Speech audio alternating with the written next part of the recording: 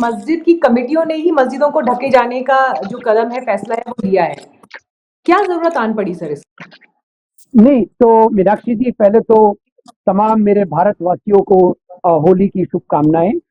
खुशी और उल्लास के साथ में कल ये त्योहार संपन्न हो, ऐसी उम्मीद है हमको। प्रशासन के साथ में सारे लोग पूरी तरह से कोऑपरेट करें, कोई मासूम इस तरह से जद में ना आए। मीनाक्षी जी, जो इम्पोर्टेंट बात ये है, चारू जी ने तो पहले ही कह दिया कि जो ढाकने का काम है वो हमेशा से होता आ रहा है, तो इसमें तो अब दो राय होनी नहीं चाहिए कि मस्जिद वाले कर रहे हैं या प्रशासन कर रहा है। ठीक है भाई, अगर एक प्रिकॉशनरी मेजर है तो मीनाक्षी जी हमको कोई आपत्ति नहीं होना।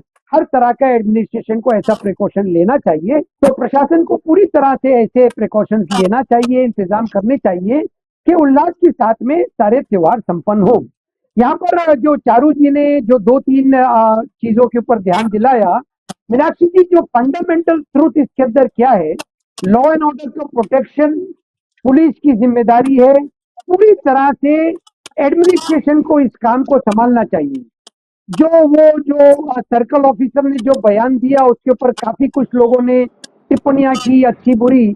मैं सिर्फ इतना जानना चाहता हूं, कोई भी हमारे पैनलिस्ट इसमें बता दें, क्या तमाम पुलिस ऑफिसर इस तरह की टिप्पणी करते हैं? क्या हमारे पुलिस डिपार्टमेंट की ये ब्रीफ है? क्या पुलिस डिपार्टमेंट को ये आदेश दिए गए हैं कि आप दोनों ग्रुप्स को इस तरह से सतर्क करें? हाँ, उत्तर प्रदेश के चीफ मिनिस्टर ने जो उनका साथ देते हुए कहा, उत्तर प्रदेश के चीफ मिनिस्टर पहले ही ये कर देते।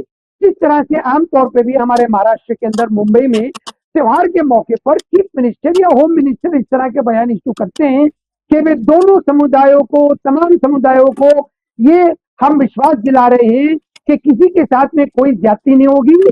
हाँ, अलबत्ता जो शरारती एलिमेंट है, प्रिवेंटिव अरेस्ट के तहत एडमिनिस्ट्रेशन उनको अरेस्ट भी करती है।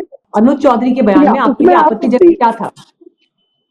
उसमें आपत्ति ये थी कि भाई अगर आपको रंग से इतना ही परहेज है तो घर से ना निकले। इस तरह से ईद के ऊपर क्या कोई ऑफिसर इस तरह का बयान इश्यू कर सकता है कि अगर मुसलमानों के गले मिलने के ऊपर आपको कोई आपत्ति है तो हिंदू अपने घर से ना निकले? मीनाक्षी जी, ऐसा नहीं होना चाहिए, और मैं आपत्ति लेने वाला होता करूं। मैं सिर्फ ये जानना चाहता हूं एडमिनिस्ट्रेशन से, वहां के जो कमिश्नर ऑफ पुलिस हैं, वहां के जो डीजी हैं, क्या ये पुलिस के फंडामेंटल रूल्स में आता है कि त्योहार पे एक समुदाय को रेस्ट्रिक्ट कर दे और दूसरे समुदाय को खुली छूट दे दें? ये बात गलत है, ये इक्वालिटी नहीं होती है।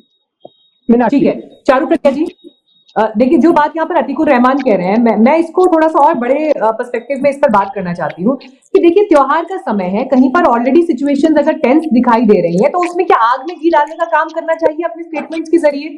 और फिर उस पर हैरानी तब है कि जब सीएम उस बात को जस्टिफाई कर देते हैं ये कहते हुए कि भाई वो तो जाट है या पहलवान है तो पहलवान की तरह भाषा बोलेगा। मेरे ख्याल से वो पहलवान से पहले एक पुलिस ऑफिसर है, क्योंकि उनके शरीर पर उस वक्त खाकी वर्दी है और उस खाकी वर्दी के साथ एक ओथ भी होती है, एक शपथ होती है। मीनाक्षी जी, बहुत नॉर्मल से स्टेटमेंट को पॉलिटिकली ट्विस्ट किया गया है।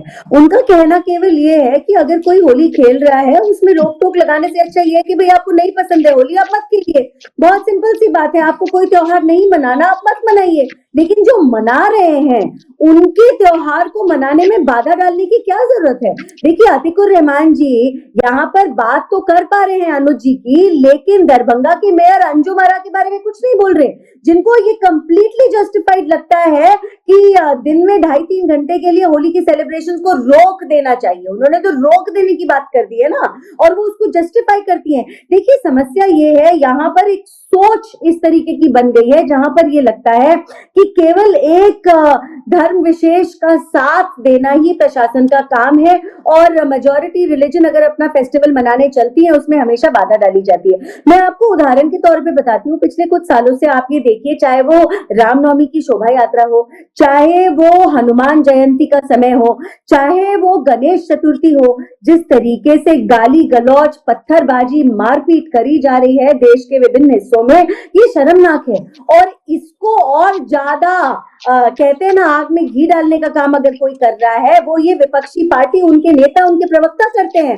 उनको मजा आता है इस चीज में, क्योंकि वो जब अपनी राजनीति करते हैं, उनकी राजनीति बस समाज के विभाजन पर टिकी हुई है। अगर वो विभाजन नहीं करेंगे, उनको लगता है उनको वोट नहीं मिलेगी। ये सच्चाई है भाई। कर्नाटक में तो इनको इस बात में भी कोई आपत्ति नहीं लगी कि गणपति बाप्पा को अरेस्ट कर लिया इन्होंने। गणपति बाप्पा को पुलिस की वैन में डालकर लॉकअप में ले गए थे ये लोग। ये इनकी सोच है। तो अगर इस सोच के साथ आपको लगता है आप नए भारत में भी रह लोगे, ये होने वाला नहीं है। मैंने तो आज तक किसी को माफी मांगते हुए नहीं सुना जिसने ये कहा हो कि प्रधानमंत्री मनमोहन सिंह ने कहा कि देश के रिसोर्सेज पे पहले मुसलमानों का अधिकार है। ये गलत बात है।